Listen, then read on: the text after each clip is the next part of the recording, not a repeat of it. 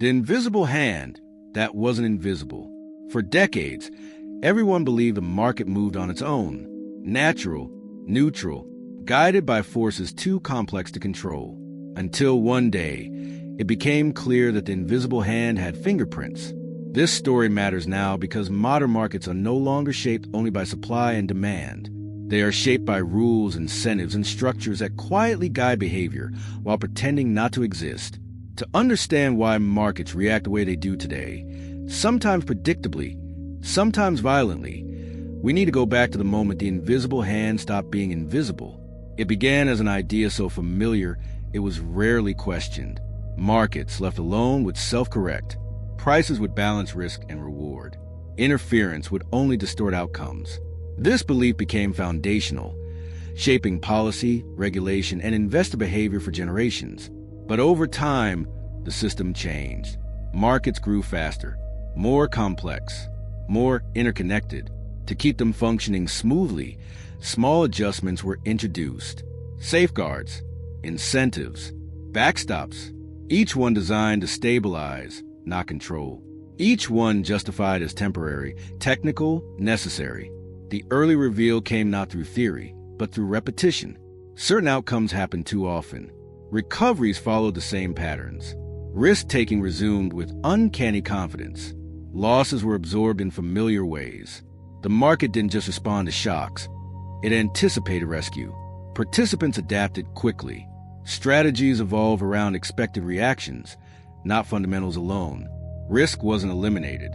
It was redirected, concentrated where protection felt strongest. The invisible hand was still guiding outcomes, but now it was being guided itself. At first, this felt like progress. Crises were shorter. Damage was contained. Stability improved. But beneath that calm, behavior was changing. Investors stopped fearing loss the way they used to. Institutions leaned forward, trusting that extreme outcomes would be softened before they became fatal. The hand shaping the market was no longer invisible. It was predictable, and predictability, in a system built on risk, changes everything. Because once participants stop reacting to uncertainty and start reacting to policy, the market stops being a mirror of reality. It becomes a reflection of its own design. And that realization would soon force everyone to confront a difficult question. If the invisible hand can be anticipated, who is it really serving? As predictability set in, behavior shifted in ways few acknowledged openly. Risk-taking increased, not recklessly but confidently. Losses felt temporary. Drawdowns felt manageable. The belief that extreme outcomes would be softened encouraged positions that once would have seemed irresponsible. The reveal deepened when markets began reacting more to policy signals than to data. A single phrase from an official carried more weight than earnings reports. Expectations mattered more than outcomes. Traders positioned not for reality, but for response. The invisible hand had become a reference point. The early conflict emerged when the system faced stress that didn't fit the script. A disruption arrived without a clear policy response. Markets hesitated, unsure how to price risk when the hand they relied on stayed still. Volatility spiked not from fear of loss, but from uncertainty about protection. Institutions felt the tension immediately. Strategies designed around predictability struggled. Models failed to agree. Positions built on assumed intervention suddenly felt exposed. The question wasn't whether the shock was severe. It wasn't. The question was whether the hand would move. That hesitation revealed the truth. Markets had not eliminated risk. They had outsourced it. And when the source of reassurance paused, even briefly, the system faltered. Participants adjusted quickly. Exposure was reduced. Hedging increased. Liquidity retreated. The market didn't collapse, but it stiffened. Confidence became conditional. Stability now depended not on balance, but on expectation. The invisible hand was still there, but it was no longer invisible. It was watched, measured, anticipated. And once a market learns to trade policy instead of fundamentals, every delay, every ambiguity, every silence becomes a source of instability. The hand that once guided quietly was now shaping behavior, simply by existing. And that shift was about to have consequences no one had planned for. The conflict reached its sharpest point when expectation collided with restraint. faced with mounting pressure. The hand did not move as quickly as markets had learned to expect. The pause was brief, measured, deliberate, and it was enough to unsettle everything. Volatility surged, not because conditions worsened, but because certainty vanished. Traders recalibrated in real time. Positions were cut. Liquidity thinned. The market wasn't reacting to losses. It was reacting to the absence of reassurance.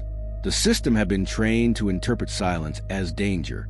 As the pause stretched, even strong assets weakened. Correlations tightened. Diversification failed.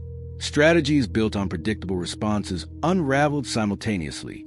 What once felt like a safety net now felt like a dependency exposed.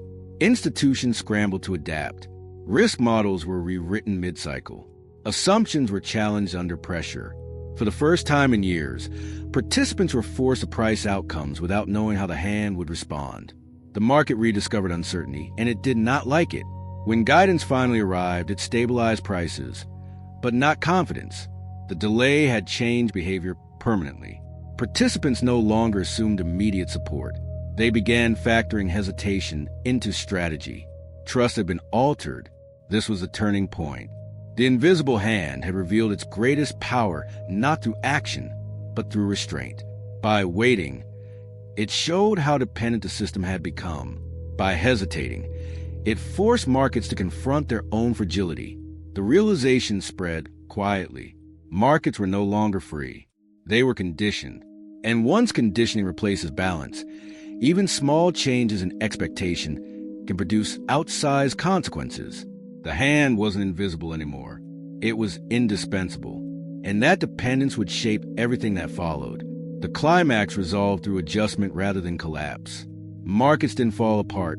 They recalibrated. Participants learned to operate in a world where the invisible hand could no longer be taken for granted. Dependence gave way to caution. Certainty softened into conditional trust. The resolution unfolded as risk was repriced honestly again. Leverage declined. Assumptions were narrowed. Strategies diversified away from single points of reassurance. The market regained something it had quietly lost, the ability to function without immediate intervention. The invisible hand remained present, but its role changed. It was no longer expected to smooth every disruption. Its restraint became part of the system. Silence was no longer interpreted as abandonment. It was understood as intention. Modern relevance is unavoidable. Today's markets still watch the hand closely, still react to signals and pauses, still struggle to separate fundamentals from expectation. But the lesson endures. Predictability can weaken resilience as surely as chaos. The invisible hand was never gone. It just stopped pretending to be unseen. And when it did, markets were forced to rediscover something essential: responsibility. Because when guidance becomes predictable, risk moves elsewhere. But when restraint returns, so does balance. Sometimes the smallest shift in perspective becomes the beginning of a new future. The